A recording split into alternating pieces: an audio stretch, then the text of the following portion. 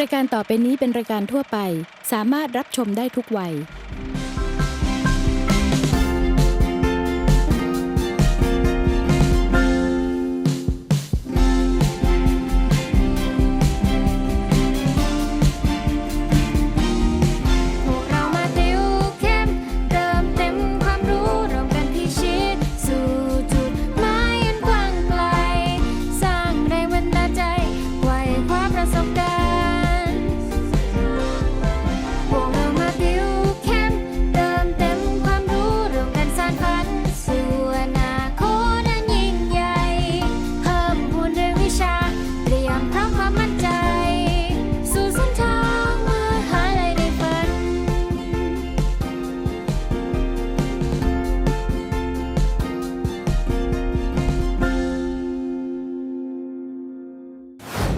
สวัสดีครับกลับมาพบกันอีกแล้วครับกับรายการติวเข้มเติมเต็มความรู้นะครับเมื่อคราวที่แล้วนะครับน้องๆน่าจะได้ติวไปแล้วกับข้อสอบ A-Level วิชาฟิสิกส์นะครับกับครูพี่โมนะครับอาจารย์เสริมลาภพรหมหมวกนั่นเองนะครับสำหรับวันนี้นะครับครูพี่โมยังอยู่กับเราและพร้อมแล้วสำหรับที่จะติวกับน้องๆใน EP ที่2นะครับถ้าน้องๆพร้อมแล้วก็ไปติวกันได้เลยจ้า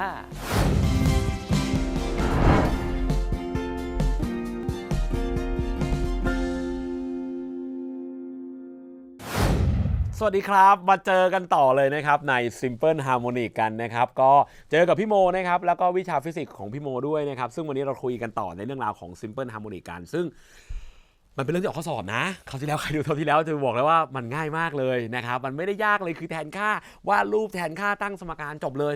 แจกคะแนนกันเลยแหละว่าง่ายๆนะครับก็ใครยังไม่โหลดเอกสารไปตามโหลดด้วยนะครับตามโหลดด่วนๆเลยนะครับแล้วก็ทวนคราวที่แล้วนิดนึงว่าเราคุยอะไรกันไปก่อนจะเริ่มต้นตอนต่อไปกันนะครับก็คือคราวที่แล้วเราคุยกันเรื่องราวของ Simple Harmonic ซึ่งมันแปลว่าการเคลื่อนที่กลับไปมาซ้ำแนวเดิมอะไรก็แล้วแต่ที่มันซ้ำแนวเดิมกลับไปกลับมากลับไปกลับมาซ้ำแนวเดิมเนี่ยฮาร์โมนิกหมดเลยแต่ม.ปลายมีคำว่า Simple ติดมานิดนึงเมื่อมี Simple ติดมานิดนึงนะครับการซ้ำแนวเดิมเนี่ยมันจะไปสุดกับสุดซึ่งไอ้สุดกับสุดเนี่ยเขาเรียกว่า amplitudeเป็นตำแหน่งที่มากที่สุดเท่าที่มันไปได้แต่ตรงกลางเราจะวัดมันเป็นศูนย์โอเคนะริมสุด amplitude ตรงกลางเป็นศูนย์นะครับแต่พอมองความเร็วครับตรงกลางเร็วเยอะๆริมสุดความเร็วเป็นศูนย์ครับโอเคไหมแต่ถ้าเป็นความเร่งครับโอ้โหริมเร่งมากๆตรงกลางเร่งเป็นศูนย์ครับใช่ป่ะคราวที่เราคุยกันแล้วก็มีสูตรในการคำนวณขึ้นมาด้วยนะครับก็คือมีสูตรความเร็วกับความเร่งกันนะครับซึ่งสูตรความเร็วกับความเร่งอยู่ตรงนี้เอาละงั้นงานนี้มีอะไรที่เราคุยกันเขาจะแล้วอีกมีคำว่าโอเมก้าด้วยนะครับมีโอเมก้าด้วยว่าโอเมก้าเนี่ยมันหาจาก2พายหารด้วยคาบแล้วก็หาจาก2พายคูณด้วยความถี่นะครับแล้วก็ที่พี่โมบอกคือภาพที่มีการออกข้อสอบเขาจะมี2ภาพเวลาเขาบอกข้อสอบ1คือภาพนี้ครับมิงติดสปวนมวลติดสปริงนะครับมวลผูกติดสปริงซึ่งการผูกติดสปริงมันมี2กรณีนะครับอันนี้เรียกแนวราบอันนี้แนวดิ่งแต่ไม่ว่าจะเป็นราบหรือดิ่งสูตรเดียวกันโอเคปะไม่ได้แบบโอ้ยดิ่งต้องยากขึ้นแน่ๆเลยสูตรเดิมโอเคไหมสูตรเดิมไม่ต้องตกใจเลยอันเดิมเลยแทนค่าเหมือนเดิมเลยนะครับนะโดยสิ่งสำคัญอันนึงที่เหมือนกับเราจะสรุปไว้หน่อยก็ดีนะยิ่งมวลมากยิ่งใช้เวลานานๆโอเคป่ะยิ่งมวลใหญ่ๆยิ่งก้อนใหญ่อะใช้เวลาในการสั่นนานๆเอาละโอเคนะครับมันมีโจทย์อยู่ข้อนึงคราวที่แล้วพี่ค้างไว้คือมันอยากทำมากเลยแต่ว่าเวลามันหมดงานนี้ก็เลยแบบมาค้างจากไอ้มวลติดสปริงสักข้อหนึ่งเอาทำสักข้อหนึ่งแล้วกันนะครับมาเขาบอกว่าข้อที่6ครับเขาบอกออกแรง F กระทำต่อวัตถุมวล M นะครับเนี่ยมีวัตถุมวล M แล้วให้รูปมาด้วยนะครับนะแล้วก็แขวนในแนวดิ่งตามรูปนะครับพอปล่อยให้มีการเคลื่อนที่แบบฮาร์โมนิกครับนี่ให้มันเด้งดึงแบบฮาร์โมนิกความสัมพันธ์ระหว่างกราฟคาบเทียบกับ M เนี่ยเป็นไปตามรูปใด เห็นบอกว่ามันคณิตศาสตร์แล้วอะทำไมคณิตศาสตร์ยังไงวะพี่ก็เขาให้น้องพล็อตกราฟอะครับว่าถ้าเราจะพล็อตกราฟระหว่างคาบกับมวล M อะได้กราฟรูปไหนการที่เราเอามวลมาเนี่ยแล้วเด้งแดวอย่างเงี้ยเอาไปเขียนเป็นกราฟโดยให้แกนตั้งคือคาบให้แกนนอนคือมวลอะได้กราฟรูปไหน โอ้ยได้กราฟยังไงอะเห็นป่าวว่ามันคือคณิตศาสตร์แล้ว มันเหมือนกับเอาเราการทดลองแล้วพอดกราฟว่าใช้มวลเป็น1ได้คาบเท่าไหร่นะใช้มวลเป็น2คาบจะเป็นเท่าไหร่นะอะไรอย่างเงี้ยนึกออกไหมครับให้เรามาพอดกราฟอ่ะอันดับแรกครับพี่โมขอสอนฟิสิกส์นะครับที่เป็นเชิงคณิตศาสตร์เนี้ยโดยไม่ใช้คณิตศาสตร์คือต้องบอกก่อนนะครับว่าพี่โมเป็นติวเตอร์ฟิสิกส์ที่เกลียดคณิตศาสตร์ คือหลายคนจะคิดว่าเก่งฟิสิกส์ต้องเก่งคณิตศาสตร์ไหมไม่จำเป็นฟิสิกส์ก็คือฟิสิกส์คณิตศาสตร์ก็คือคณิตศาสตร์ไม่จำเป็นขอแค่เราเข้าใจฟิสิกส์น้องจะตอบปัญหาอะไรได้หลายอย่างเยอะมากเพราะฉะนั้นการเขียนกราฟของเราเนี่ยกราฟก็จะมีลักษณะที่เป็นการเพิ่มขึ้นยังไงพี่ก็ถ้ามวลมากเวลาก็มากตามปะมวลยิ่งมากเวลาก็ยิ่งมากฉะนั้นกราฟเนี่ยมันจะมีแนวโน้มตั้งขึ้นเรื่อย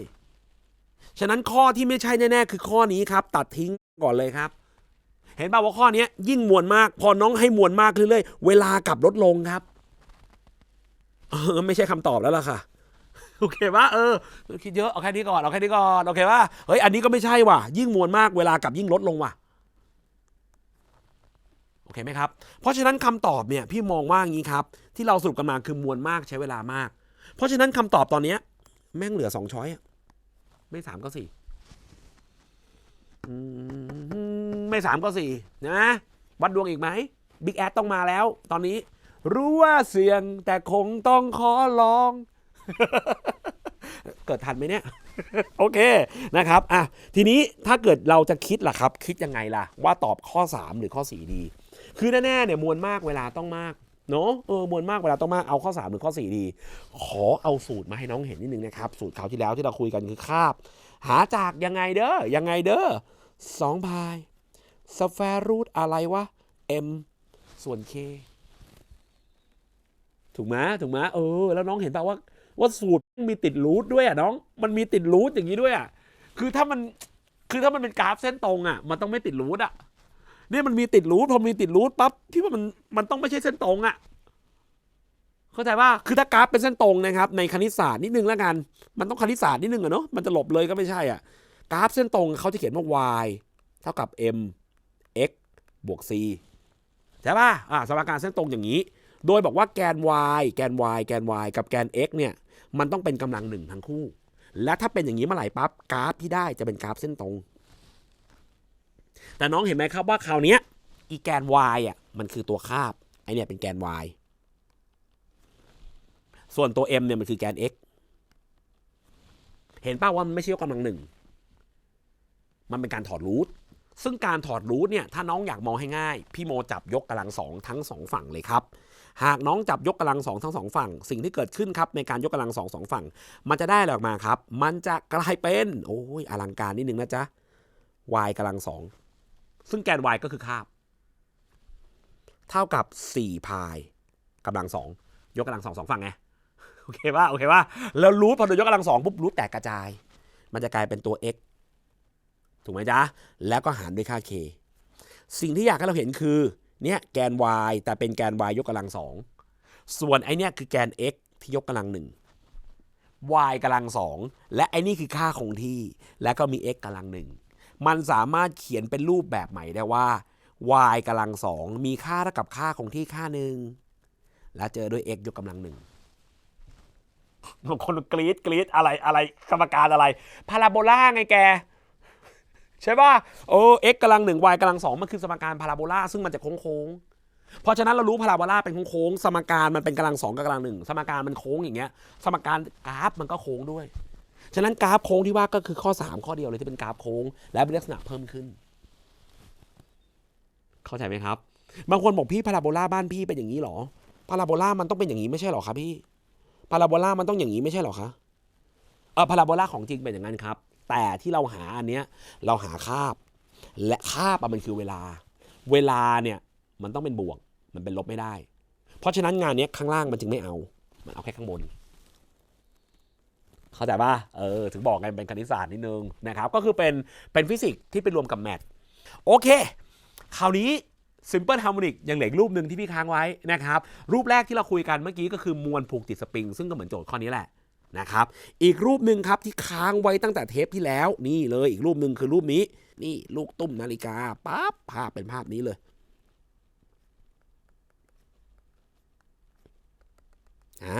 แกว่งนี้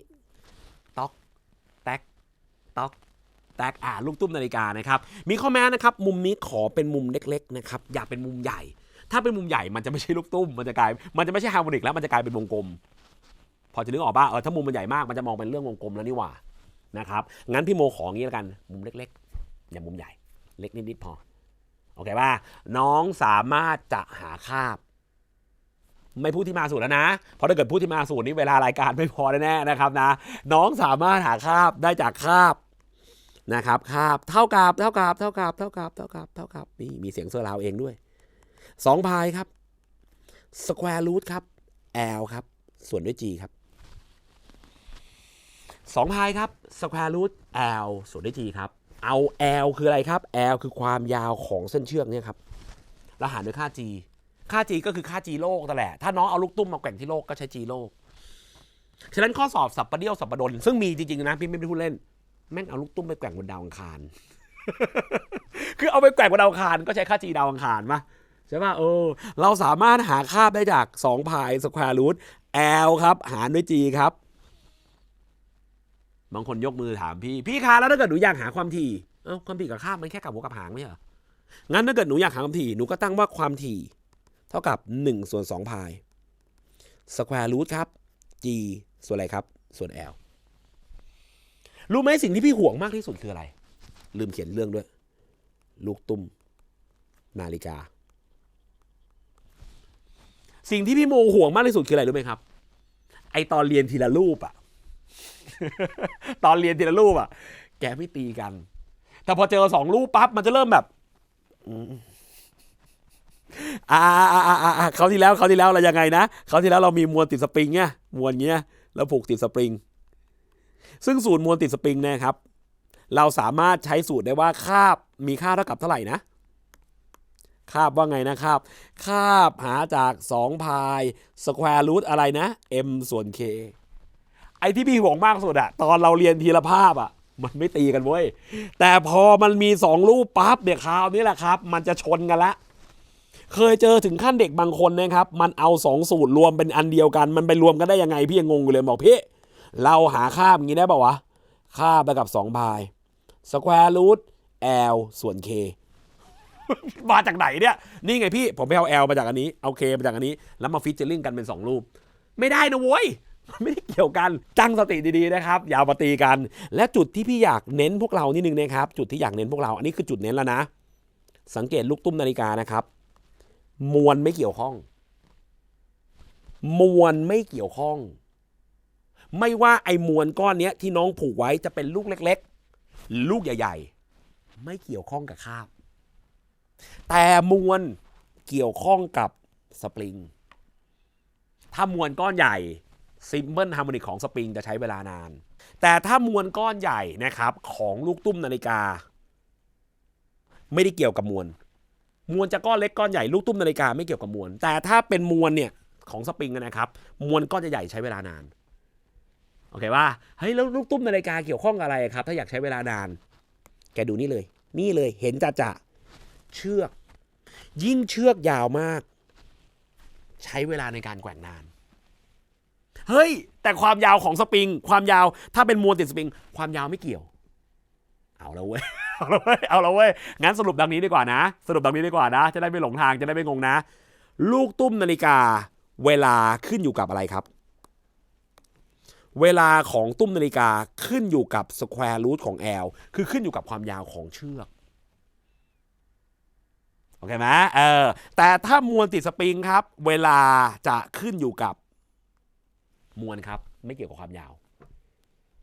โอเคตุ้มนาฬิกายิ่งยาวมากยิ่งนานมวลติดสปริงยิ่งก้อนใหญ่ยิ่งนานไหนๆก็ไหนๆแล้วเล่นอะไรโชว์ยิ่งแล้วกันนะครับนะลูกตุ้มนาฬิกานี่อยากเล่นมากเลยชอบมากเลยยิ่งยาวยิ่งใช้เวลานานฟังแล้วดูชั่วร้ายไงไม่รู้ ยิ่งยาวยิ่งนานแล้วไงพี่นี่เลยอันเดิมเลยนะครับตั้งแต่เทปที่แล้วเลยนี่ลูกตุ้มพี่โมลูกตุ้มแกว่งปึ๊บอยากให้เราสังเกตนิดนึงนะครับนะถ้าพี่โมใช้เชือกที่ยาวเอางี้แล้วกันเอายาวๆนี่นะแล้วแกว่งนะแล้วดึงมาแล้วแกว่งสังเกตนะครับมันใช้เวลานานกว่าจะแกว่งครบรอบพี่โมจับแล้วปล่อยปึ๊บกว่าจะกลับมานานพอสมควรเลยนะแต่ถ้าเกิดพี่โมเหลือให้มันสั้นๆแค่นี้ครับจับแค่นี้พอแล้วปล่อย ครบแล้ว เร็วมากเลยปุ๊บครบเลยแต่ถ้าเกิดยิ่งยาวโอ้กว่าจะครบนานเลยโดยไม่เกี่ยวข้องกับลูกตุ้มนะครับจะลูกตุ้มลูกเล็กลูกใหญ่ไม่มีผลมีผลที่ความยาวเท่านั้นฝากอีกนิดนึงฝากอะไรนะครับเดี๋ยวดูรายการเราเสร็จนี่โฆษณาเลยคราวนี้ดูรายการเราเสร็จนะครับทำอะไรครับฝากน้องไปทำแบบพี่เมื่อกี้ดึงมาแล้วปล่อยเมื่อกี้แล้วฝากจับเวลาเลยนะเนี่ยดึงมาแล้วปล่อยไปป๊บแล้วกลับมาปุ๊บจับเวลาเลยครับว่าได้กี่วิถ้าน้องจับเวลาแปลว่าน้องรู้คาบโอเคป่ะน้องจับเวลาครบรอบน้องรู้คาบแล้วน้องเอาไม้บรรทัดครับวัดความยาวครับวัดความยาวเชือกเลยจับเวลารู้คาบใช่ไหมเดี๋ยวนี้โทรศัพท์มันจับเวลาได้แล้วไปปุ๊บแล้วกลับมากี่วินะครับแล้วก็วัดเอาไม้บรรทัดวัดความยาวเลยครับน้องรู้คาบแล้วน้องย้ายข้างครับย้ายข้างเลยน้องจะหาค่า G ได้ต้องบอกน้องว่าบางครั้งนะครับไอ้ลูกตุ้มนาฬิกาเนี่ยเขาจะเรียกอีกอย่างหนึ่งก็ได้ว่าเครื่องมือวัดค่า G ของโลกอย่างง่ายที่พี่ให้น้องลองไปทำดูเพราะอยากให้น้องรู้ว่ามันเอาไปหาค่า G ของโลกเราก็ได้เอาละงั้นเราเอาสูตรเนี้ยไปคำนวณโจทย์ของเราดีกว่ารู้ข้อสอบมันจะเล่นอะไรได้บ้างนะครับไปข้อที่7ของเรานะครับโหลดเอกสารยังไม่รู้นะครับน่าจะโหลดแล้วมั้ง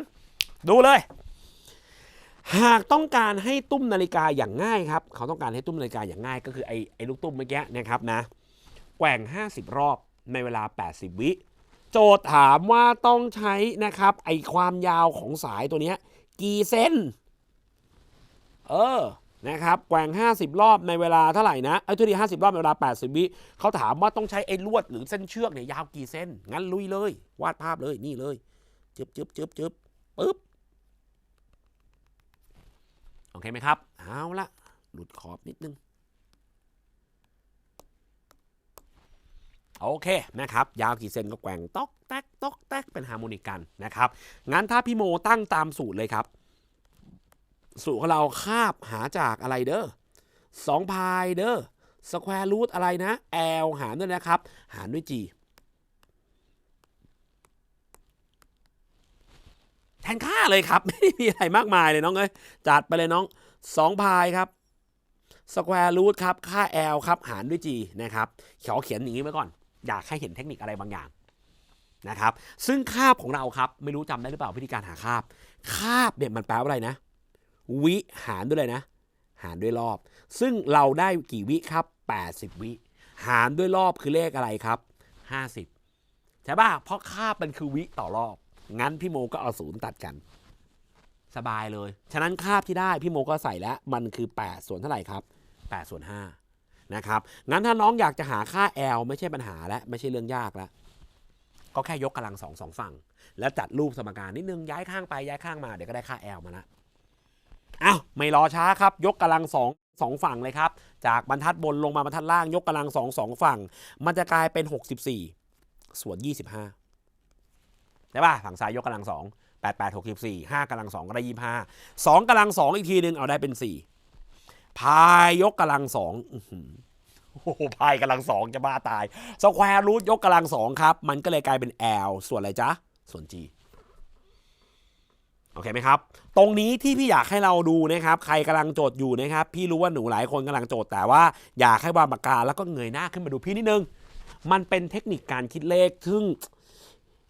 พี่โมใช้คำว่าพี่โมสะสมประสบการณ์มาเยอะแล้วกันนะทำข้อสอบมาเยอะแล้วมีประสบการณ์ในการทำข้อสอบเยอะเนี่ยมันเห็นอะไรหลายอย่างที่อยากให้น้องเห็นคือไอ้พายเนี่ยไอ้ตัวพายเนี่ยจริงๆมันคือ 3.14 หนูรู้ไหมว่าถ้าเกิดหนูเอา 3.14 เนี่ยยกกำลัง2เป็นเรื่องมหัศจรรย์เลยใครมีเครื่องคิดเลขลองกดดูเลยมันจะเห็นสิ่งมหัศจรรย์เลยครับว่ามันเป็น 9.8 พายกำลัง2คือ 9.8 ซึ่ง 9.8 เนี่ยมันก็ประมาณค่าเป็นค่า G พอดีเดะเลยมันเป็นเหมือนแบบเรื่องบังเอิญเหมือนกับโอ้โหเป็นเหตุบังเอิญโคตรบังเอิญพี่ก็เลยอยากจะบอกน้องว่าถ้าจำได้ก็จำไปเถอะพายกำลัง2ประมาณเป็น 9.8 หรือง่ายแล้วกันน้องถ้าเกิดน้องไปเจอพายกำลัง2น้องก็หน้าด้านเลยพายกำลัง2ประมาณเป็น G โอเคป่ะเมื่อพายกำลัง2ประมาณเป็น G ก็ตัดโอเคป่ะ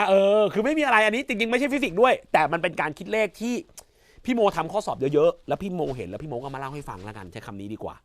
นะครับก็เป็นเทคนิคการคิดเลขที่อยากให้น้องรู้ไว้แล้วกันนะ อ่ะ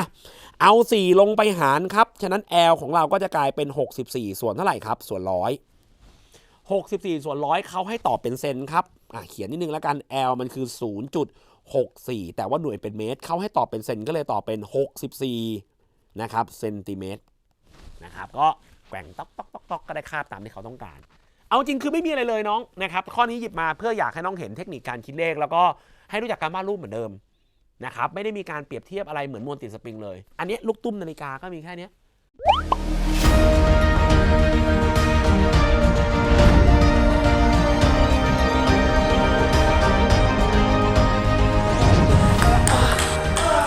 ตีปองมาได้8ปีครับล้มมา8ปีกว่าจะขึ้นมาได้ต่อให้เราไม่มีกำลังใจเราก็อย่าท้อมองว่าอนาคตข้างหน้ามันยังมี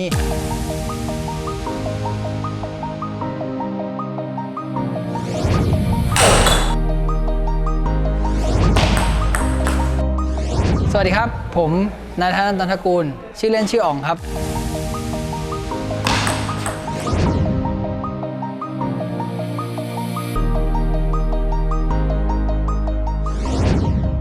เป็นนักกีฬาเยาวชนทีมชาติไทยปิงปองครับได้โควต้านักกีฬาเยาวชนทีมชาติเข้ามหาวิทยาลัยกรุงเทพธนบุรีครับคณะรัฐศาสตร์ครับผมได้เข้าสโมสรบ้านปู่ไทยรุ่งครับเป็นสโมสรเกี่ยวกับกีฬาปิงปองเพื่อส่งไปต่างประเทศครับผมตอนผมจบมัธยมแล้วผมไปต่อปวชก่อนตอนแรกผมกะจะเรียนแค่ปวชด้วยซ้ำเพราะผมคิดว่าผมมาสายกีฬาโดยตรงผมรู้สึกว่าเฮ้ยแต่ถ้าเราจบมหาลัยเรื่องงานเรื่องอะไรของเรามีโอกาสก้าวหน้าขึ้นเรื่อยๆผมมองตรงนั้นครับไม่ได้แค่นักกีฬาคนแนะนำมาว่ากรุงเทพธนนะเขาซัพพอร์ตเรื่องกีฬาเขาดูแลทุกอย่างเลยเรื่องเรียนอาจจะไม่ได้หนักมากครับแต่ต้องเข้าแน่นอนแต่เรื่องซ้อมผมหนักอยู่แล้วเวลาไปแข่งเขาก็ซัพพอร์ตเรื่องเงิน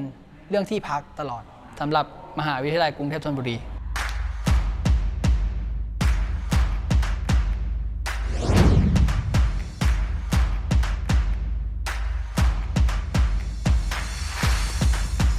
ตั้งแต่เด็กผมเล่นกีฬามาทุกกีฬาครับแล้วปิงปองเนี่ยตั้งใจจะเล่นแค่ว่าให้สนุกผมก็เล่นไปผมซ้อมแล้วโค้ชเขาเห็นจุดหมายของผมว่าเฮ้ยเนี่ยเด็กคนนี้ไปต่อได้ก็เลยคุยกับพ่อแม่ผม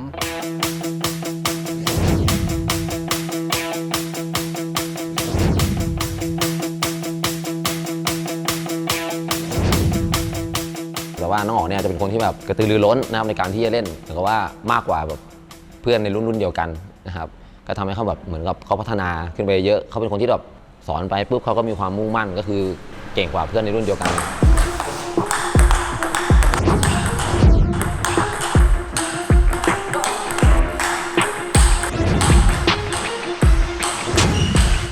เป้าหมายของผมนะครับก็คือผมต้องการไปโอลิมปิกผมต้องการติดทีมชาติชุดใหญ่ตอนนี้ผมเป็นเยาวชนทีมชาติเมื่อตอนอายุ18ปีตั้งใจว่าไม่เกิน25ผมจะติดทีมชาติไทยเพื่อไปซีเกมและติดไปโอลิมปิกให้ได้ครับ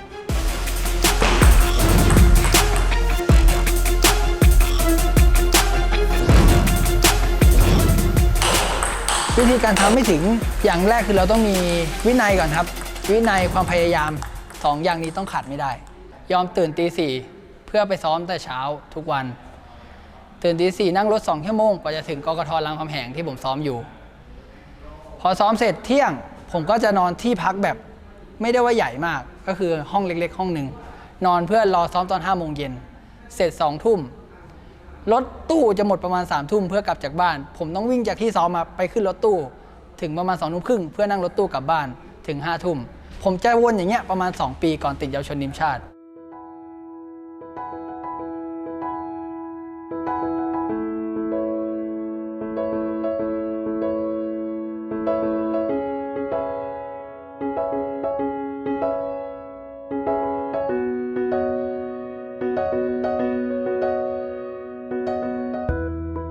อยากจะบอกว่ากีฬาเนี่ยให้อะไรมาบ้างก็คืออย่างแรกคือเสื้อผ้าที่ผมใส่อยู่ทุกวันนี้พูดแบบให้เห็นกันเลยครับรองเท้ารถเงินดูแลพ่อแม่ได้แต่ที่สำคัญที่สุดสำหรับผมนะครับก็คือผมต้องการดูแลพ่อแม่ให้มากที่สุดครับ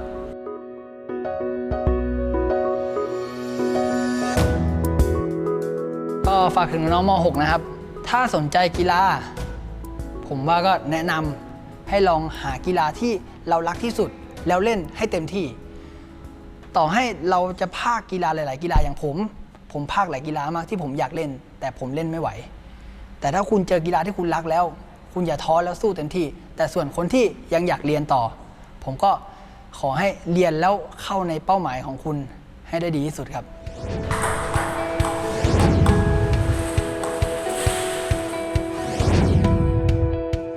ถ้าสมมุติว่าวันหนึ่งเจออุปสรรคสมมุติเรากำลังเดินขึ้นบันไดนะครับ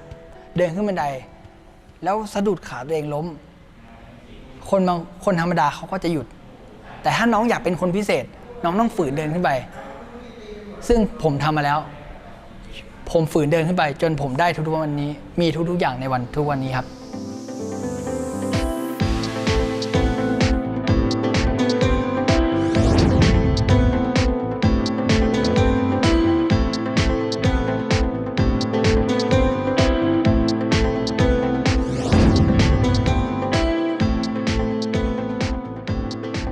อยากขอบคุณนะครับคนแรกเลยก็คือโค้ชต้อมอาสาครับคอยดูแลผมและเขาให้คำคมผมมาคำหนึ่งครับ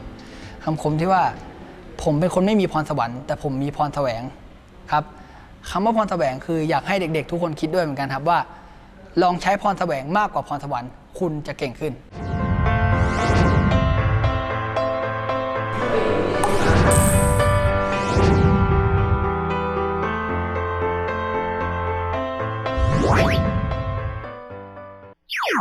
อ่ะขอข้อต่อไปดีกว่าข้อต่อไปอ่านโจทย์ปั๊บอยากให้น้องคิดอ่านโจทย์ประโยคแรกปุ๊บมันคิดเลยแหละมันรู้ได้เลยแหละว่าโจทย์เขาเล่นอะไรเรานะครับข้อนี้ครับเขาบอกว่านักบินอวกาศมาถึงนักบินอวกาศเลยอ่านปุ๊บแล้วหยุดแค่นี้ก่อนเลยนักบินอวกาศแปลว่าเขากำลังเล่นอะไรแกคำว่านักบินอวกาศแน่นอนเจอคำนี้มาเขากำลังเล่นค่า G กันอยู่แล้วแสดงว่าค่า G ใช่ 9.8 ปะล่ะถูกไหมไม่งั้นจะนักบินอวกาศทำแมวเหมียวอะไรเราคำว่านักบินอวกาศแปลว่าต้องไปแกว่งที่อื่นที่ไม่ใช่โลกใช่ป่ะไม่งั้นเอาใครมาแกว่งก็ได้นี่นักบินอวกาศแหมก็แปลว่าเขาเล่นแกที่ค่า G แน่ๆนะครับโอเคลองอ่านต่อเลยครับนักบินอวกาศเอาลูกตุ้มเอาวัตถุมวล2 กิโลผูกเชือกยาว 0.8 ไปแกว่งเป็นลูกตุ้มนาฬิกาเป็นมุมใดๆที่ดาวเคราะห์ดวงหนึ่งนี่ไงเป๊ะเลยเอาไปแกว่งบนดาวเคราะห์ดวงอื่นคือได้พี่มองคือนาซาน่าจะงบเหลือ คิดดูดิแกว่งบนโลกก็ได้ไม่แกว่งอยากจะขับยานอวกาศบืนไปดาวเคราะห์อะไรก็ไม่รู้แล้วก็แกว่งลูกตุ้มแล้วก็กลับมา ตังมันเหลือขนาดนั้นเลยวะนะครับพบว่าได้ค่าการแกว่งเป็น 2.5 วินะครับโจทย์ก็เลยถามว่าค่า G บนดาวเคราะห์ดวงนี้มีค่าเท่าไหร่เห็นว่าชัดเจนเลยเล่นแกที่ค่า G แต่ก่อนอื่นใดที่พี่จะคุยกับน้องก่อนเลยครับโจทย์มันกวนประสาทน้องนิดนึงด้วยเนาะมันให้มวลลูกตุ้มมา2 โลลูกตุ้มนาฬิกามวลเท่าไหร่ก็ไม่มีผลใช่ป่ะมวลจะเท่าไหร่ก็ช่างมันใช่ป่ะงั้นเขียนว่าไงดีเรื่องของ เรื่องของแกแล้วกัน อัดรายการทีวีต้องเอาเขียนว่าเรื่องของแก โอเคนะส่วนใครจะไปเขียนอะไรก็เต็มที่แล้วกันนะครับใช่ป่ะพวกมวลเท่าไหร่ไม่มีผลอยู่แล้วอ่ะใช่ไหมหรือบางคนเขียนหลอกฉันเหรอคนชั่วอะไรเงี้ยเขียนไปเถอะนะครับโอเคแสดงว่ามวลเท่าไหร่ไม่มีผลงั้นพี่วาดภาพนี้เลยครับนี่คือภาพของลูกตุ้มที่ไปแกว่งบนดาวเคราะห์อะไรก็ไม่รู้งั้นก็ซัดละคาบหาจาก2 พายสแฟรูทอะไรนะL ส่วน G ลุยเลยครับนะโจทย์ให้คาบมาเท่าไหร่นะพวกเราคาบมา 2.5 คาบ 2.5 แล้วก็2 พายครับจัดไปครับพายครับสแควร์รูทครับL ครับ L เท่าไหร่เขาบอกให้เชือกยาวเท่าไหร่ 0.8 ใส่เข้าไปแล้วก็หาค่า G ดาวนั่นแหละจบอุตสาห์นั่งยานอวกาศไปขับไปสักไกลเชียวเพื่อไปหาค่า G อย่างหนึ่งนะครับในมารยาทในวิชาฟิสิกส์เวลาเราเขียนค่า G แล้วเป็นตัว G เฉยๆนะพี่ถือว่านี่คือมารยาทในฟิสิกส์ที่หนูควรจะรู้นะครับถ้าเขียน G เฉยๆมันหมายถึงเลข 9.8 มันหมายถึง G โลกนี่คือมารยาทในฟิสิกส์ที่เราต้องรู้เลยนะครับเกิดไปเขียนค่า C เนี่ยแปลว่ามันคือความเร็วแสงมันคือ3 คูณ 10 ยกกำลัง 8 แต่ถ้าเป็น G ดาวเคราะห์อื่นๆที่ไม่ใช่ G โลกน้องจะไปเขียน G เฉยๆเพราะถ้า G เฉยๆมันคือ G โลกเข้าใจว่าถ้าเป็นดาวเคราะห์อะไรก็ไม่รู้เนี่ยแนะนำให้น้องเขียน G อย่างนี้ไหมครับอาจจะเป็น G อย่างเงี้ยเขาเรียก G complement G พราม G พรามแหมตักมาเรื่องเซตมาเฉยเลยเขาเรียก G พรามไว้เมื่อน้องอยากจะหาค่า G นะครับน้องก็จับยกกำลังสองทั้งสองฝั่งนะครับก่อนยกกำลังสองครับไอเลข 2.5 เนี่ยถ้าน้องเอา 2.5 ยกกำลังสองเนี่ยพี่บอกเลยชีวิตการละเปาวสารนะใช่ไหมเลขมันทุเรศมากนะครับเปลี่ยนล่างครับเปลี่ยนล่างเลย 2.5 เนี่ยมันคือ5 ส่วน 2เป็นเทคนิคการคิดเลขไม่มีอะไรหรอกเทคนิคการคิดเลขก็ 2.5 ก็คือ5 ส่วน 2แล้วพอยกกำลัง2ครับมันก็จะกลายเป็น25 ส่วน 4ใช่ไหม5 ส่วน 2ยกกำลัง2ก็25 ส่วน 4ฝั่งขวามือยกกำลัง2ครับนี่กลายเป็น4นี่คือพายกำลัง2แล้วก็สแควร์รูทตรงนี้ครับพอยกกำลัง2ปุ๊บรูทหายสิคะรออะไรแหละครับมันก็จะเหลือตรงนี้เป็น 0.8 ครับแล้วหารด้วยอะไรครับหารด้วยค่า g ครับแต่ g ที่ว่าคือ g พรามนะครับไม่ใช่ g 9.8 บางคนร้อนวิชาบอกเฮ้ยพี่โมพายกำลัง2คือค่า g ตัดสิพี่อันนั้น g โลกเว้ย อันนี้มันไม่ใช่เป็นร้อนวิชาแหมพอบอกปุ๊บละซัดเลยไม่ได้ไม่ใช่อ้าวคิดเลขเว้ยเด็กๆคิดเลขย้ายข้างไปย้ายข้างกันไปย้ายยังไงล่ะคราวนี้โอ้โหเลขดูอลังการเหลือเกินนะครับย้ายมา G พรามของเราค่า G พรามของเรานะครับก็จะมีค่าเป็น4พายกำลัง2คูณกับ 0.8 นะครับแล้วย้าย4ขึ้นไปคูณอีกทีนึงแล้วก็ตบ25ลงมาหารเอาคิดเลขแบบเร็วๆแล้วกันนะครับเลขที่ออกจะได้ไม่เสียเวลาด้วยนะครับ G พรามของเรานะครับมีค่าเป็น 5.1 ประมาณนะ 5.12 หรือไงมาเนี่ยประมาณแถวๆนี้นะครับก็เลยตอบข้อนี้แล้วกันนะครับนะประมาณนี้ประมาณ5ไปเลยแล้วกันตอบเทคนิคนึงลืมไปเมื่อกี้ลืมพูดนะครับก็น้องอาจจะมองตรงเนี้ยเนี่ยพายกำลัง2มองเป็น 9.8 ซึ่ง 9.8 ก็ประมาณค่าเป็นเลข10คือถ้าเกิดน้องจะคิดเลขแบบลักไก่หน่อยก็มองว่าเลขนี้เป็น10ไปเลยก็ได้เข้าใจว่านักบินอวกาศได้แล้วเรามาดูต่อดีกว่าว่าข้อสอบมันจะเล่นอะไรเราอีกได้นะในฮาร์โมนิกลองดูหน่อยแล้วกันว่ามันจะเล่นอะไรเราได้อีกครับลูกตุ้มเพนดูลัม อะไรอีกวะพี่ลูกตุ้มเพนดูลัมลูกตุ้มเนี่ยแหละครับลูกตุ้มที่เราเรียนเมื่อกี้แหละครับภาษาอังกฤษเขาเรียกเพนดูลัมลูกตุ้มเพนดูลัมชุด1มีการแกว่งกลับไปมา60รอบในเวลา1นาทีแม่60รอบในเวลา1นาที1นาทีก็60วิ60รอบในเวลา60วิเป๊ะๆเลย60รอบใน60วิก็แปลว่า60วิได้60รอบก็แปลว่าภาษาคนก็คือเท่าไหร่ครับค่าเป็น1นั่นแหละวิละรอบภาษาคน1รอบ1วิ1รอบ1วินั่นแหละนะครับก็แปลว่าลูกตุ้มตัวนี้นะครับภาพแรกเนี่ยมันกำลังแกว่งกลับไปกลับมาแกว่งกลับไปกลับมาโดยครบรอบใช้เวลาแค่1วิถ้านำลูกตุ้มดังกล่าวไปแกว่งบนดาวเคราะห์ดวงอื่นไปแกว่งบนดาวเคราะห์ดวงอื่นอีกแล้วปรากฏว่า50รอบในเวลา1นาที1นาทีพี่เขียนไป60วิแล้วกันฉะนั้นคำว่าดาวเคราะห์ดวงอื่นพี่โมขอเขียนเป็นคาบเหตุการณ์หลังแล้วกันโอเคว่าดาวเคราะห์ดวงอื่นดาวเคราะห์อะไรก็ไม่รู้เรียกเหตุการณ์หลังแล้วกันนะครับนะก็มีค่าเป็นเท่าไหร่ครับอย่าลืมว่าคาบเนี่ยมันแปลว่าวิต่อรอบพี่โมก็เขียนแล้วมันคือ60หาร50เอา0ตัดอย่างนี้แล้วกันโอเคไหมครับสรุปคาบเหตุการณ์แรกคือเลข1คาบเหตุการณ์หลังคือ6ต่อ5คุณนะมี2เหตุการณ์อีกแล้วมี2เหตุการณ์อีกแล้วมันเหมือนตอนเราเรียนโมติสปริงในเทปที่แล้วเลยที่มันเด้งไปเด้งมาเหมือนกันเลยแต่อันนี้มันเป็นลูกตุ้มนาฬิกาแค่นั้นเองแล้วก็มี2เหตุการณ์เอาล่ะเขาถามว่าค่า G บนดาวเคราะห์ดวงนั้นน่ะจะเป็นกี่เท่าของโลกเราเหมือนเดิมครับสิ่งที่พี่อยากจะบอกน้องคือพี่ทำเหมือนเดิมครับพี่ไม่ทำอย่างอื่นวาดภาพก่อนภาพไม่มาสติปัญญาไม่เกิดนะครับภาพแรกครับนี่ครับลูกตุ้มแล้วก็แกว่งตอกแตกตอกแตกตอกแตกปรากฏว่าคาบอันแรกครับมีค่าเป็น1ต่อมาครับเหตุการณ์ที่2ครับโอ้ยไปแกว่งบนดาวอะไรก็ไม่รู้แกว่งตอกแตกตอกแตกปรากฏว่าคาบอันที่2มีค่าเป็น6ส่วน5จบ G โลกครับมันคือ G เฉยๆนะครับส่วนอันนี้ครับมันเป็น G ดาวอะไรก็ไม่รู้ขอเรียกว่า G2 แล้วกันนะจะได้ไม่มีปัญหาก็เรียก G2 ไปแล้วกัน โจทย์ต้องการหาว่าค่า g บนดาวดังกล่าวเป็นกี่เท่าของ g โลกโจทย์ต้องการถามว่า g บนดาวดังกล่าวคำว่าดาวดังกล่าวก็คือ g 2เป็นกี่เท่าของ g โลก g โลกก็คือ g เฉยๆเอา g ดาวนั่นน่ะหารด้วย g เฉยๆโอเคป่ะเอาจบไปคิดเลขมาตั้งสมการกันเมื่อมี2เหตุการณ์เราทำเหมือนเดิมเนอะตั้งเป็นคาบ2ครับหารด้วยอะไรครับคาบ1ครับเท่ากับอะไรครับสแควร์รูทครับไม่ใช่2พายครับรูทอะไรครับ l ครับหารด้วย g ครับ2พายครับรูทอะไรครับ l ครับหารด้วย g ครับเพียงแต่ว่าเหตุการณ์2ครับเหตุการณ์1ครับตามทันไหมครับซึ่ง l 2กับ l 1เขาไม่ได้บอกเปลี่ยนเส้นลวดเขาไม่ได้บอกเปลี่ยนเส้นเชือกมันคือเส้นเชือกเดิมแปลว่า l เท่าเดิมเพราะนักบินอวกาศแค่เปลี่ยนสถานที่แกว่งไม่ได้เปลี่ยนเชือกสมมุติว่าถ้าเกิดเขาเปลี่ยนเชือกด้วยเราก็เก็บ L ไว้ไม่ต้องตัดแค่นี้เองโอเคป่ะอันนี้ก็ตัดกันไปอันนี้ก็ตัดกันไป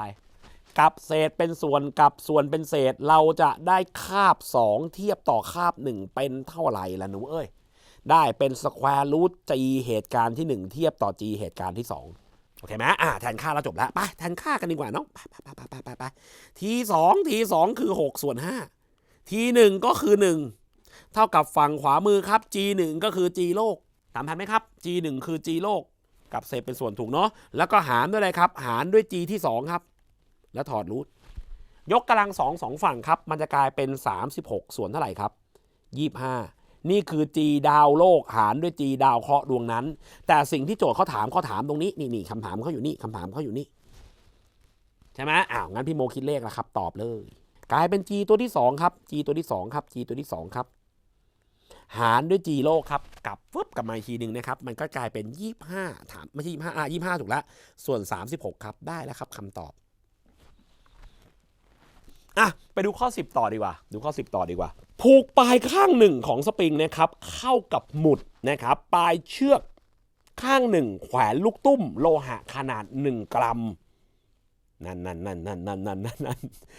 เอาเชือกนะผูกไว้นะปลายข้างหนึ่งเข้าหมุดผูกไว้ด้านนี้แล้วก็อีกข้างหนึ่งไปผูกกับหมุดมวลขนาด1 กรัมน้องครับมวลจะเท่าไหร่มีผลอะไรกับชีวิตไหมครับใช่ป่ะลูกตุ้มมวลเท่าไหร่ก็ไม่มีผลแกจะผูกมวลกี่กรัมกี่กิโลกรัมก็ไม่มีผลกับชีวิตฉันงั้นพี่โมก็ขอเขียนว่าอะไรดีเรื่อง ของคุณโอเคไหมเรื่องของคุณนะครับเรื่องของคุณความยาวเชือกจากหมุดถึงลูกตุ้มมีค่าเท่ากับ2 เมตรภาพแรกก็แบบนี้มาแล้วนี่นะครับผูกมวล1 กรัมเป็นมวลก้อนเล็กๆแต่เชือกยาว2 เมตรนี่มวลเล็กแต่ยาว2 เมตรแล้วก็แกว่งแบบฮาร์โมนิกเลยจ้ะปรากฏว่าเกิดอะไรขึ้นครับแกว่งกลับไปกลับมาโดยมีคาบการแกว่งเป็นเท่าไหร่จ้าลูก 2.8 วินี่ปรากฏว่าถ้าเปลี่ยนเป็นมวล2 กรัมนี่เปลี่ยนเป็นมวล2 กรัมนะครับนะแต่ว่าเชือกสั้นลงคือเมตรเดียวมวลเหลือ2 กรัมครับแต่เชือกสั้นลงครับเหลือเมตรเดียวครับนี่จ้าแต่มวลเท่าไหร่นะ2 กรัมมวลก้อนใหญ่เบิ้มเลยครับใหญ่แต่สั้นครับโอเคป่ะภาพแรกเล็กแต่ยาวภาพหลังใหญ่แต่สั้นนะครับโจทย์เลยถามว่าคาบตอนหลังเป็นเท่าไหร่ฉะนั้นงานนี้ครับจำนวนก้อนเล็กก้อนใหญ่ไม่มีผลกับชีวิตเอาเขียนดามันอีกสักนิดนึงเขียนอะไรเรื่องของอะไรก็ว่ากันไปนะครับเอาไปเร็วละนะครับโจทย์ถามว่าคาบเหตุการณ์หลังเป็นเท่าไหร่มี2 เหตุการณ์อีกแล้วแล้ววิชาฟิสิกส์เป็นอย่างนี้เยอะมากๆเป็นอย่างนี้เกือบทุกบทเลยเอาเป็นว่าวันนี้พี่ว่าน้องได้ทักษะแล้วว่าถ้าเกิดน้องเจอโจทย์2 เหตุการณ์ตั้งอย่างนี้ทุกครั้งงั้นพี่ตั้งแล้วคาบเหตุการณ์2หารด้วยคาบเหตุการณ์1จะมีค่าตามสูตรคือ2 พายครับสแควร์รูทอะไรนะตามสูตรคือ l หารด้วย g 2 พายครับสแควร์รูทอะไรครับ l ส่วนด้วย g งานนี้เขาไม่ได้เปลี่ยนที่แกว่งเขาไม่ได้เปลี่ยนสถานที่แกว่งยังคงแกว่งในโลกเหมือนเดิมค่า g ก็ตัดกันเพราะฉะนั้นนี่คือ l 2ครับนี่คือ l 1 2 พายตัดกันถ้าน้องทำบ่อยๆจริงๆ2 พายน้องไม่ต้องเขียนก็ได้ใช่ป่ะทำบ่อยๆมันจะเริ่มเห็นแล้วเฮ้ยเหมือนเดิมว่ะแล้วมันก็กลายเป็นสูตรลัดอีกคือจริงคำว่าสูตรลัดมันเกิดจากการที่เราทำบ่อยๆซ้ำๆย้ำๆทุกวันแล้วมันเห็นแล้วเขาก็สรุปบอกนี่คือสูตรลัดหนูสร้างเองก็ได้นะครับมางั้นลุยเลยลูกลุยเลยมา รูทครับค่า L ของเราอยู่ไหนค่า L 2ครับนี่ L 2 L เหตุการณ์หลังครับอุ้ยขอเขียนงี้ก่อนดีกว่าจะได้ไม่หลงทาง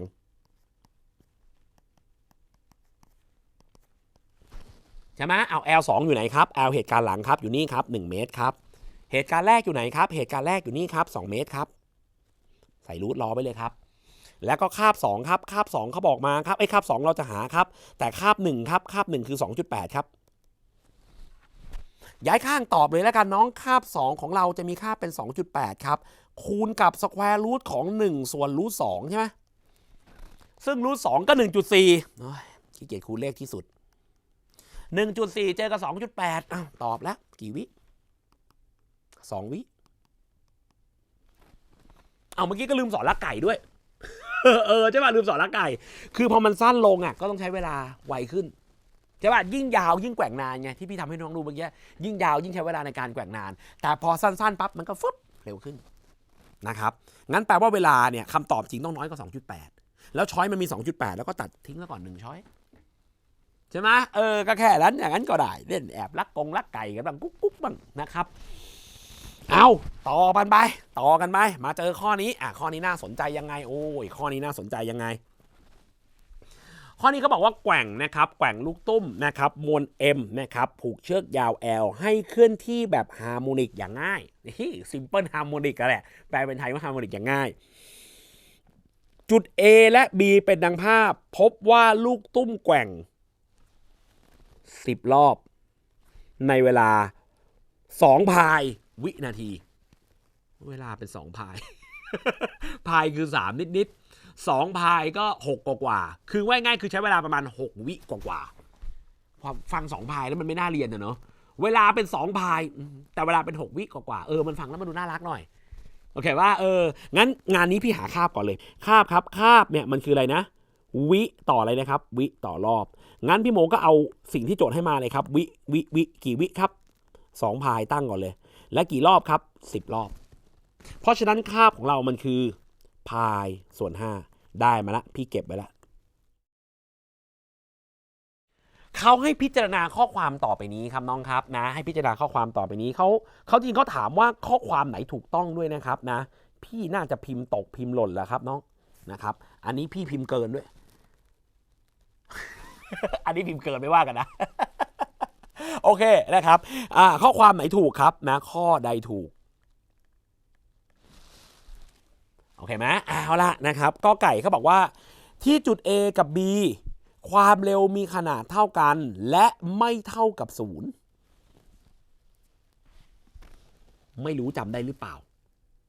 เทปที่แล้วที่พี่บอกให้หนูจำลักษณะของฮาร์โมนิกมันมาเขาบอกว่า A กับ B จุดริมสุดตรงเนี้ยเร็วเท่ากันและไม่เป็น0เฮ้ยแต่ที่พี่ให้เราจำลักษณะฮาร์โมนิกริมสุดของมันต้องเป็น0จำได้เปล่าที่เราเขียนอย่างเงี้ยที่ตรงกลางเนี่ย S เป็น0ริมเนี่ย S จะมาก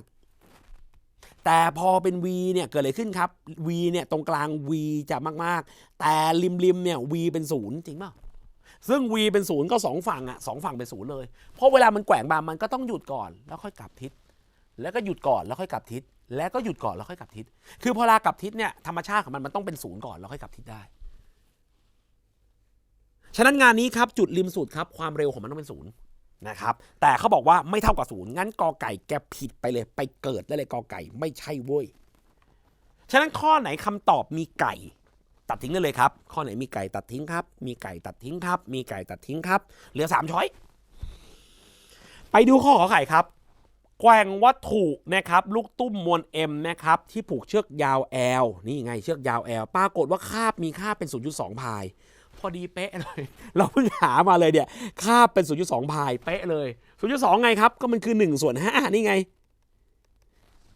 หามาแล้วนี่ไงนี่ไงก็บอกว่าได้ถ้าแกว่งเนี่ยแกว่งมวล M เนี่ยยาว L เนี่ยได้รอบเท่านี้แล้วก็เวลาเป็นเท่านี้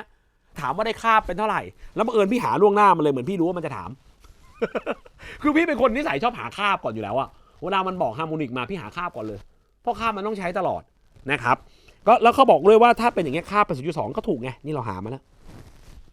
เพราะฉะนั้นคำตอบของเราคือห้ามมีไก่ แต่ต้องมีไข่ห้ามมีไก่แต่ต้องมีไข่อ่ะอันนี้มีไข่งั้นคำตอบน่าจะถูกอันนี้มีไข่โอเคป่ะ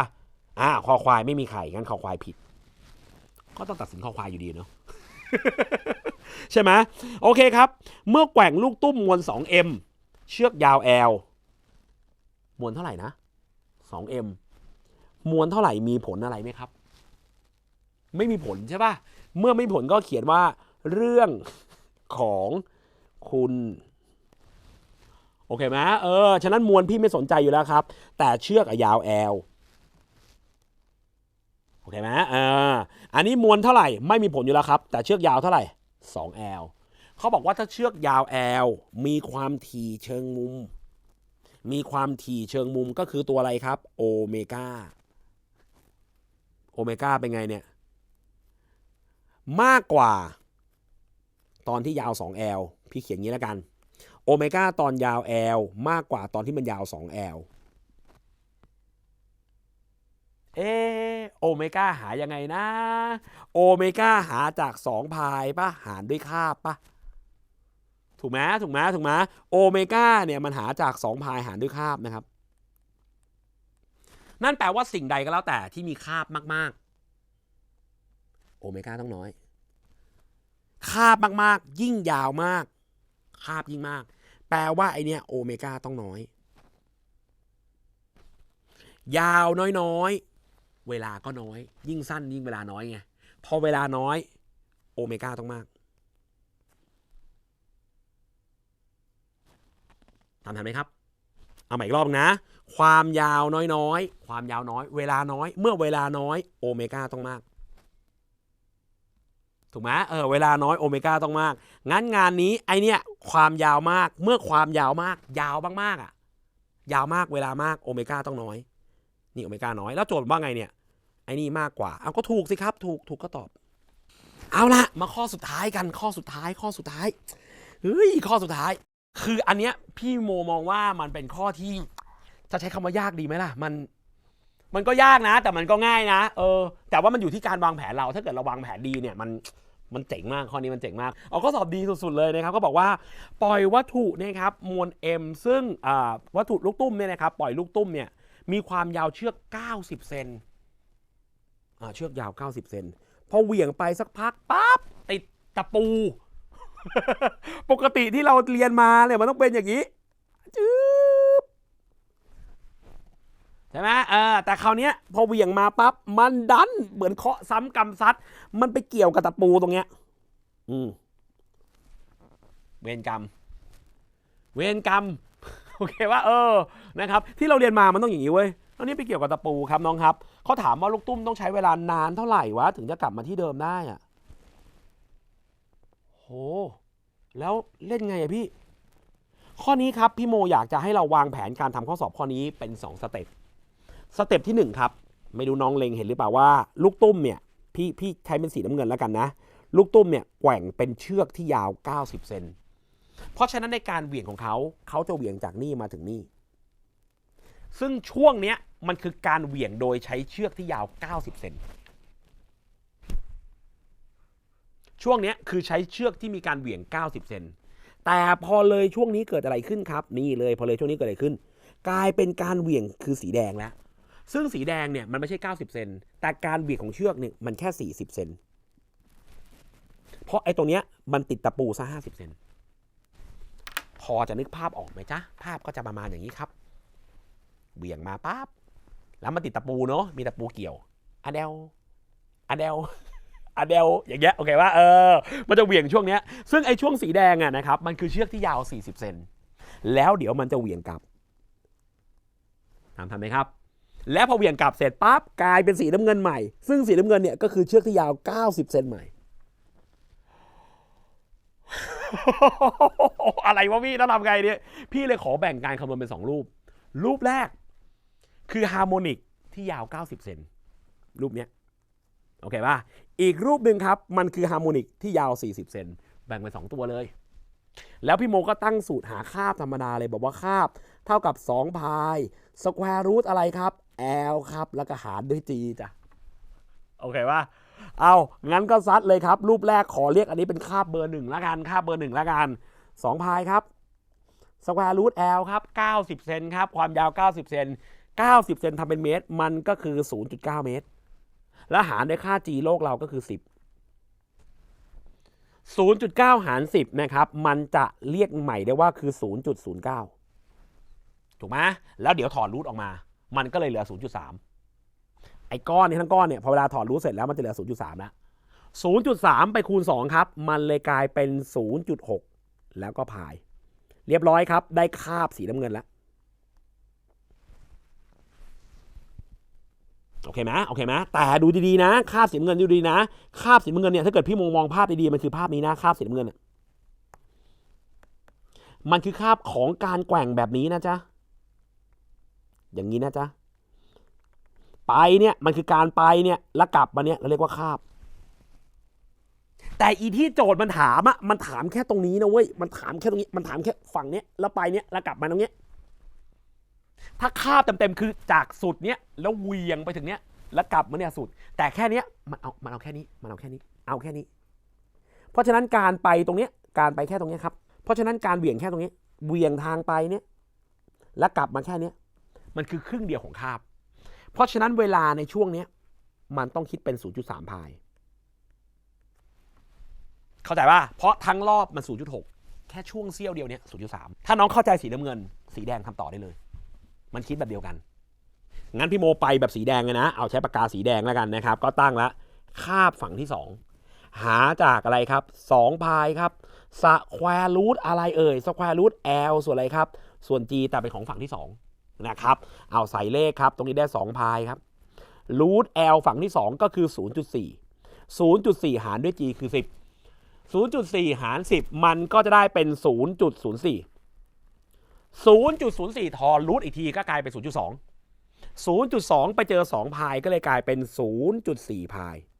มุกเดียวกันเดะเลยครับมุกเดียวกันเดะคือยังไงพี่มันคืออันเดียวกันเลยหนูมันคืออย่างเงี้ยอันเดียวกันเลยมันคือเต็มเนี่ยครับมันคือเหวี่ยงอย่างเงี้ยเต็ม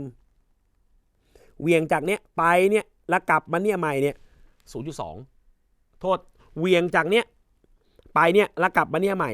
มันคือคาบเต็มคือเหวี่ยงจากซ้ายสุดไปขวาสุดแล้วกลับมานี่ใหม่เนี่ยได้ 0.4 แต่ที่โจทย์อยากรู้ว่าเอาแค่ตรงนี้พอครึ่งเดียวของคาบเหมือนกันซึ่งมันก็คิดเป็น 0. เท่าไหร่ครับ 0.2 พาย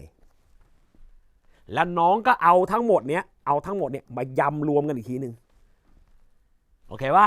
มันก็ได้เป็นตอบเท่าไหร่ครับ 0.5 พายข้อนี้พี่โมบอกเลยว่ามันคนออกข้อสอบนี่แสบจริงๆแต่ไอเดียเขาดีนะแล้วออกข้อสอบดีมากไม่ได้เกินหลักสูตรม.ปลายด้วย 0.5 พายคือ3กว่า 0.5 ก็คือครึ่งหนึ่งของ3ก็คือตรงนี้ตอบนะครับก็เลยอยากจะบอกน้องว่าถ้าเกิดน้องวาดรูปเป็นเนี่ยนะครับนะมันจะครีเอทวิธีทำได้หมดเลยไม่ว่าคนออกข้อสอบเขาจะดุร้ายแค่ไหนคนออกข้อสอบเขาจะออกประยุกต์แค่ไหนหนูวาดรูปให้ออกนะครับแล้วหาคาบให้เป็นจากนั้นฝึกทำโจทย์เยอะๆครับนะแล้วก็ติดตามรายการของเราต่อนะครับยังมีอาจารย์อีกหลายท่านยังมีหลายวิชามาให้ความรู้น้องๆที่สำคัญไม่เสียตังค์ฟรีโอเคป่ะนะครับก็ติดตามกันได้นะครับนะเอาไว้โอกาสหน้าเดี๋ยวเรามาเจอฟิสิกส์กันในบทอื่นต่อนะจ๊ะวันนี้แค่นี้ครับทบทวนกันบ่อยๆนะจ๊ะโชคดีทุกคนบ๊ายบายเอาละครับสำหรับวันนี้นะครับก็ติวเข้มเติมเต็มความรู้กันไปเป็นที่เรียบร้อยแล้วนะครับน้องๆคนไหนนะครับที่อยากจะดูย้อนหลังนะครับสามารถเข้าไปดูได้เลยนะครับง่ายๆที่ www.etvthai.tv นั่นเองนะครับแล้วก็อย่าลืมไปกดติดตามกันด้วยที่ Facebook Page ติวเข้มเติมเต็มความรู้ของพวกเรานะครับเพราะฉะนั้นนะครับวันนี้ขอตัวลาไปก่อนนะจ๊ะสวัสดีครับพระจันทร์ลูกไม่ได้แปลว่านะคะแกเหนือพระจันทร์แปลว่าอะไรเดี๋ยวเราไปดูบริบทกันแสดงอันนี้ว่าเป็นสำอะไรสำนวนต่อไปเดี๋ยวเรามาดูกัน where